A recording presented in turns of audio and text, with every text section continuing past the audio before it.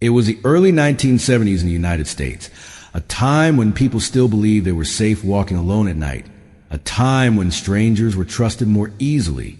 But beneath that sense of normalcy, something dark was quietly moving from state to state.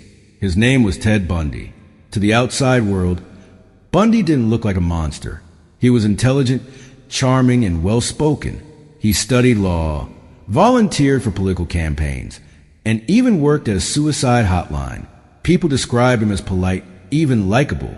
But behind that charming smile was something far more dangerous. Bundy had a type.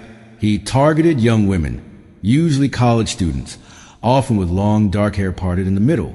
He would approach them in public places, parks, college campuses, libraries, pretending to be injured.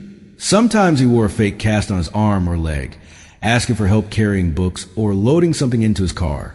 And that's how he gained their trust.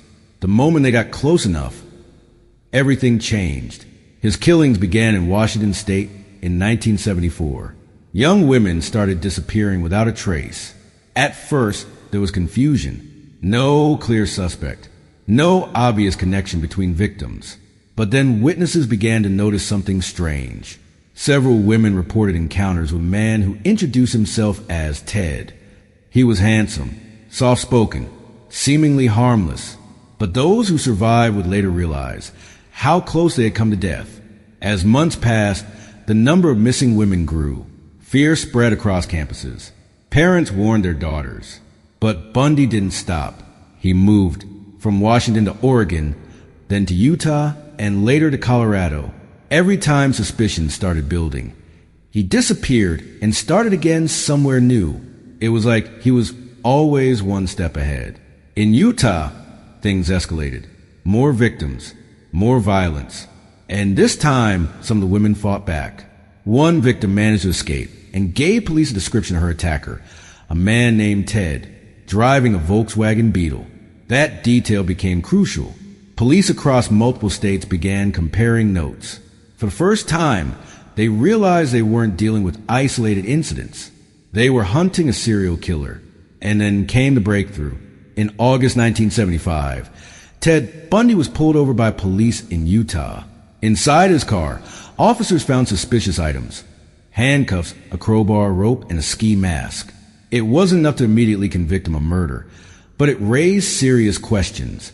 Soon after, he was arrested and charged with attempted kidnapping. As investigators dug deeper, witnesses began identifying him in lineups. Survivors recognized his face. The mask was starting to fall, but Bundy still believed he could outsmart everyone. During his trial, he chose to represent himself. He questioned witnesses, challenged evidence, and tried to control the courtroom with the same charm he had used on his victims. For a while, it worked, but not for long. He was found guilty and sentenced to prison. That should have been the end, but it wasn't. In 1977, Bundy made his first escape. He jumped from a courthouse window during a break in his trial. For 6 days, he hid in the mountains before being caught again. Most criminals would have given up after that. Not Bundy. Months later, he escaped again, this time from jail. He lost weight, squeezed through a small opening in the ceiling, and disappeared into the night. This time, he didn't stay in one place. He fled to Florida. And what happened next was even more horrifying. In January 1978, Bundy entered a sorority house at Florida State University. Inside, young women were sleeping peacefully. Within minutes, chaos erupted. Bundy attacked multiple victims in their rooms, leaving behind a scene of unimaginable violence. 2 women were killed and others were severely injured. The brutality shocked the nation. But this time, Bundy made a mistake. He left behind bite mark evidence, a crucial piece that would later be used against him in court. Just weeks later, he attacked again, kidnapping and murdering a 12-year-old girl named Kimberly Leach. By now, the entire country was on edge. The manhunt intensified. And finally, on February 15, 1978, Ted Bundy was captured in Florida after a routine traffic stop. This time, there would be no escape. His trial in Florida became a media sensation. Cameras were allowed in the courtroom, and millions of people watched as Bundy once again tried to charm his way out of justice. but the evidence was overwhelming. The bite mark analysis matched his teeth. Witnesses testified. Survivors spoke out. And the truth could no longer be hidden. Ted Bundy was found guilty of multiple murders. He was sentenced to death.